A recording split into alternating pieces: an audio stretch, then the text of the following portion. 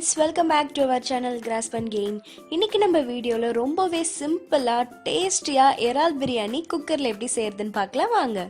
So first நம்ம பிரியாணிக்கு அரிசி ஊற வச்சு எடுத்துக்கலாம். இன்றைக்கி வந்து நான் பாஸ்மதி அரிசி ஒரு 1/2 கிலோக்கு கம்மியாக எடுத்திருக்கேன். இதை வந்து ஒரு 10லேருந்து 12 நிமிஷம் ஊற வச்சாலே போதும். அண்ட் மோஸ்ட்லி இப்போ பிகினர்ஸ் எல்லாருக்குமே இருக்க டவுட் பார்த்தீங்கன்னா எவ்வளோ அரிசிக்கு எவ்வளோ தண்ணி வைக்கணும் அப்படின்ற அந்த கேல்குலேஷனில் தான் டவுட் வரும். ஸோ இதுக்கு வந்து ஒரு ஈஸியான ட்ரிக்ஸ் எங்கள் பெரியமா எனக்கு சொல்லி கொடுத்துருக்காங்க. அதை நான் இப்போ உங்களுக்கு ஷேர் பண்ணுறேன்.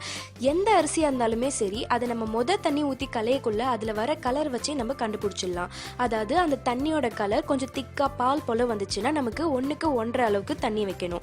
இல்லை கொஞ்சம் லைட்டாக இளநீ போல் தண்ணி கலர் லைட்டாக தான் இருக்குது அப்படின்னா 1க்கு 2 வைக்கணும். ஸோ இதுதான் எந்த அரிசிக்கான கேல்குலேஷனுமே. மோஸ்ட்லி பாஸ்மதி அரிசிக்கு பார்த்தீங்கன்னா 1க்கு 1.5 வச்சாலே போதும். ஸோ இப்போ அரிசி ஊற வச்சதுக்கப்புறமா நம்ம எந்த குக்கரில் பிரியாணி பண்ண போகிறோமோ அதே குக்கரில் கொஞ்சமாக எண்ணெய் சேர்த்துக்கலாம். அண்ட் இதில் வந்து நான் இப்போது ஆல்ரெடி ஒரு 1/2 கிலோ அளவுக்கு எறா க்ளீன் பண்ணிவிட்டு அதை வந்து உப்பு மஞ்சத்தூள் போட்டு ஒரு 10 நிமிஷம் ஊற வச்சுருக்கேன். ஸோ இதை வந்து இந்த எண்ணெயில் சேர்த்துக்கலாம். ஸோ இது போல் நம்ம ஏன் பண்ணுறோம் அப்படின்னு பார்த்தா, எறா பிரியாணி பண்ணக்குள்ளே மோஸ்ட்லி நமக்கு 2 ப்ராப்ளம் வரும்.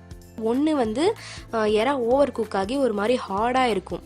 இல்லை அப்படின்னா எறாவோட ஃப்ளேவர் வந்து பிரியாணியோட மிக்ஸ்டாக இருக்காது, எறாவில் வந்து உப்பு காரம் இறங்கியிருக்காது. ஸோ அதுக்காக நம்ம இந்த மாதிரி தனியாக பண்ணுறோம். இதில் வந்து ஒரு 1/2 ஸ்பூன் மிளகாத்தூள், 1/2 ஸ்பூன் கரம் மசாலா, தேவையான அளவுக்கு உப்பு போட்டு நம்ம ஒன்றா ஃப்ரை பண்ணுறதுனால இதில் வந்து காரம் நல்லா இறங்கியிருக்கும். அண்ட் எறாவுமே வந்து நல்லா சாஃப்டாக வெந்திருக்கும். பிரியாணி நம்ம சாப்பிடக்குள்ள நமக்கு அந்த ஹார்ட்னஸ் இருக்காது. ஸோ இது போல் நம்ம ஒரு 5 நிமிஷம் பண்ணக்குள்ளேயே எறாலேருந்து நமக்கு நல்லா தண்ணி விட்டுருக்கும். பார்த்திங்கன்னா நம்ம தண்ணியே இதில் எதுவும் ஆட் பண்ணல. ஆனால் இப்போ பார்த்திங்கன்னா இதில் நிறைய தண்ணி இருக்கும். இது எல்லாமே இந்த எறாவோட எசன்ஸ் தான் அதில் இறங்கியிருக்கு. ஸோ அதுக்கப்புறம் வந்து இது கொஞ்சம் வச்சோன்னா எண்ணெய்லாம் பெரிய ஆரம்பிக்கும். ஸோ இந்த நேரம் தான் நமக்கு கரெக்டானது. எறாலாம் பார்த்திங்கன்னா ஃபுல்லாக சுருண்டு இருக்கும். ஒரு 80 to 90% நமக்கு வெந்திருக்கும். ஸோ அந்த மாதிரி நேரத்தில் நம்ம எறாவெல்லாம் தனியாக எடுத்து வச்சுக்கலாம். அண்ட் மீதி இருக்க இந்த தண்ணியிலேயே தான் நம்ம வந்து பிரியாணி செய்ய போகிறோம். அப்போ தான் இதோட ஃப்ளேவர் நமக்கு பிரியாணியில் சூப்பராக இருக்கும். இதுலேயே நமக்கு வந்து எண்ணெய் பிரிஞ்சிருக்கும். தேவைப்பட்டால் இன்னும் கொஞ்சம் எண்ணெய் சேர்த்துக்கிட்டு நம்ம இதில் வந்து பிரியாணிக்கு தேவையான பிரியாணி இலை, அந்த பட்டை, கிராம்பு, அந்த ஸ்டார், மராட்டி மொக்கு, ஏலக்காய், அப்புறம் ஜீரகம் எல்லாத்தையும் போட்டு நம்ம நல்லா வந்து தாளிச்சிக்கலாம். இப்போ பார்த்திங்கன்னா நமக்கு ஆல்ரெடி இந்த எறா விட்ட தண்ணியிலே தான் நம்ம இதையும் சேர்த்து தாளிக்கிறோம். அதனால அந்த ஃப்ளேவர் வந்து நம்ம இப்போ செய்கிற எல்லாத்துக்கூடையும் நமக்கு செய்கிறதுனால தான் நமக்கு அந்த ஸ்மெல்லும் சரி டேஸ்ட்டும் சரி நமக்கு எக்ஸ்ட்ராவாக இருக்கிறதுக்கு ஒரு சீக்ரெட்டாக இருக்குது. ஸோ இப்போ பார்த்திங்கன்னா நான் வந்து ஒரு 3 பெரிய வெங்காயம் எடுத்து வச்சுருக்கேன். அதெல்லாமே வந்து இந்த போல் நீட்டு வாக்கில் அரிஞ்சு ஸோ இதை வந்து சேர்த்துக்கிறேன். இப்போ வெங்காயத்தையும் நம்ம இது கூடயே தான் சேர்த்து நம்ம நல்லா வதக்க போகிறோம்.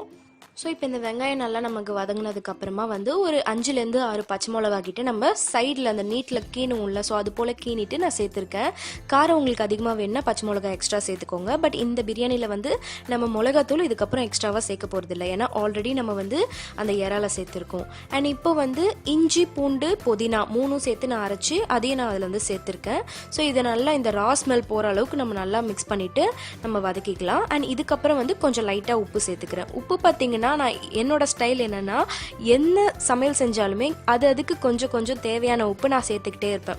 ஒரே இடத்துல மொத்தமாக போட மாட்டேன். ஸோ அது வந்து உண்மையிலே நமக்கு நல்லா ஒர்க் ஆகுது. ஸோ அது போல் ட்ரை பண்ணி பாருங்கள்.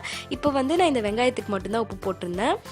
அண்ட் அதுக்கப்புறம் வந்து இப்போ புதினா வந்து நம்ம 2 இடத்துல இதில் சேர்க்க போகிறோம். ஃபர்ஸ்ட் இந்த வதக்குக்குள்ளே சேர்க்குறோம். அண்ட் இன்னொரு இடத்துல வந்து லாஸ்ட்டாக தண்ணி ஊற்றுனதுக்கப்புறமா கொதிக்கக்குள்ளே சேர்ப்போம். ஸோ அது போல் புதினா நல்லா சுருண்டதுக்கப்புறமா ஒரு 3லேருந்து 4 தக்காளி கிட்ட நான் கொஞ்சம் பெருசாகவே கட் பண்ணி வச்சுருக்கேன். தோல் ஃபுல்லாக உரிச்சிட்டு நான் இந்த தக்காளிக்கு. ஸோ அதை வந்து சேர்த்துட்டு நல்லா வதக்கிக்கலாம். பார்த்திங்கன்னா இப்போ தக்காளிலாம் நம்ம எவ்வளோ பெருசு சேர்த்தோம், இப்போ நல்லா அப்படியே சுருண்டு வந்துச்சு பாருங்கள். ஸோ இந்த மாதிரி ஆனதுக்கப்புறம் திரும்ப நான் இப்போ கொஞ்சம் உப்பு சேர்த்துக்கிட்டேன். ஸோ இதை வந்து நம்ம நல்லா வதக்கக்குள்ளே ஒரு 5 நிமிஷத்தில் நமக்கு சூப்பராக அந்த பிரியாணி ஸ்மெல் வந்து வீடு ஃபுல்லாக இப்போவே வர ஆரம்பிச்சிடும். ஸோ அந்த மாதிரி நேரத்தில் நம்ம ஆல்ரெடி எடுத்து வச்சுருக்கோம்ல உப்பு காரம் போட்டு எறா வறுத்து, ஸோ அந்த இதை வந்து நம்ம இதோட மிக்ஸ் பண்ணிவிட்டு நம்ம நல்லா சேர்த்துக்கலாம்.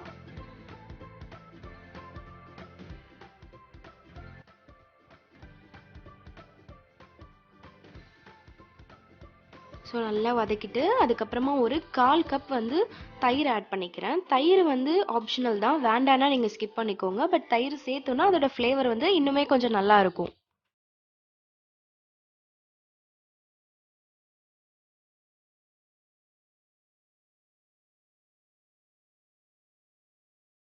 ஸோ இப்போ வந்து நம்ம அரிசி ஊற வச்சுருந்தோம்ல, அது கரெக்டாக வந்து ஒரு 10லேருந்து 12 நிமிஷம் நல்லா ஊறிடுக்கு. இந்த மாதிரி நேரத்தில் நம்ம அந்த அரிசி இதில் வந்து சேர்த்துக்கலாம். தண்ணி வடிய விட்டு வெறும் அரிசி மட்டும் சேர்த்துக்கோங்க. அப்போ தான் அந்த கேல்குலேஷனுக்கு தண்ணி கரெக்டாக இருக்கும்.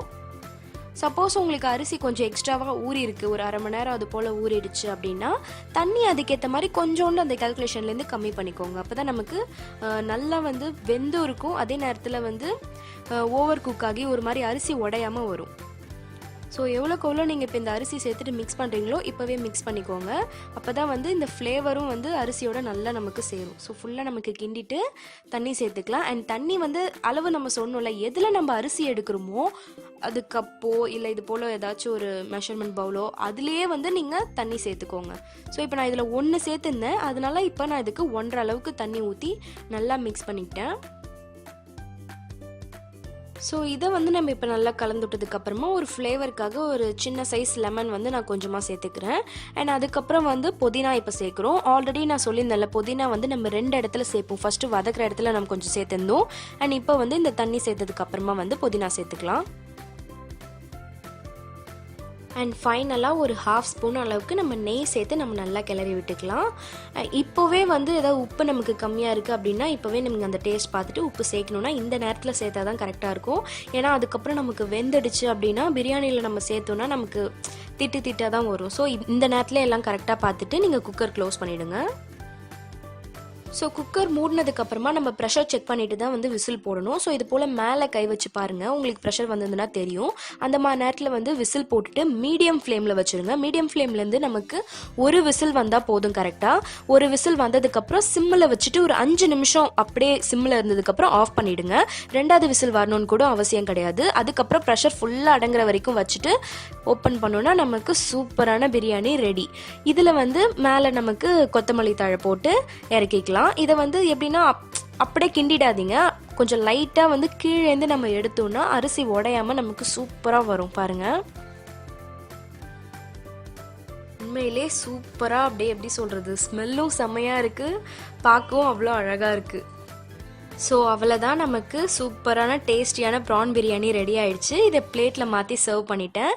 இப்போ நான் இதை எடுத்து காமிக்கிற பாருங்கள். நல்லா அரிசி வந்து பாசுமதி அரிசி சுத்தமாக உடையவே இல்லை, நல்லா நீட்டாக நல்லா வெந்து வந்திருக்கு. அதே போல் ப்ரானுமே வந்து சாஃப்டாக வெந்திருக்கு. ஸோ அவ்வளோதான், நமக்கு ரெடி. ஸோ நீங்களும் கண்டிப்பாக ட்ரை பண்ணி பாருங்கள். அண்ட் இந்த வீடியோ உங்களுக்கு பிடிச்சிருந்ததுன்னா கிராஸ்ப் அண்ட் கெயின் சேனலை சப்ஸ்கிரைப் பண்ணிவிடுங்க. பக்கத்தில் இருக்க பெல் பட்டனையும் ப்ரெஸ் பண்ணிவிடுங்க.